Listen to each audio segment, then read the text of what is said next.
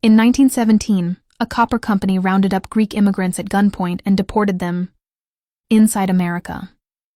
Before dawn on July 12, 1917, armed men flooded the hills of Bisbee, Arizona. They wore white armbands, so they could tell each other apart from their targets, the immigrant miners they'd come to remove.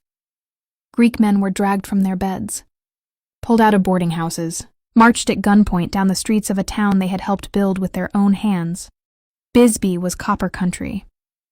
And copper meant wealth, but only for one company. Phelps Dodge owned the mines, the hotel, the hospital, the newspaper, and the company store. It owned Bisbee. When Greek, Mexican, Serbian, and Finnish miners dared to strike for safer conditions and equal pay, Phelps Dodge didn't negotiate. They deputized 2,000 men and went door to door. Over 1,200 workers, 80% of them foreign-born, were marched to a baseball field, loaded into cattle cars without food or water, and shipped 200 miles into the New Mexico desert.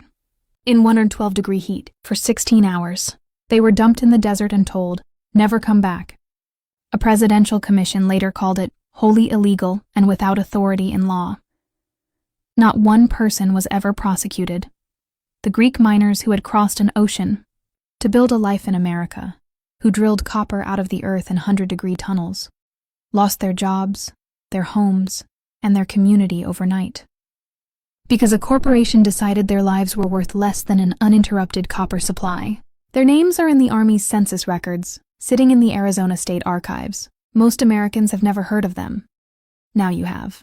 Did you know a private company could deputize 2,000 men and kidnap over 1,000 workers in America? Drop A if this is new to you.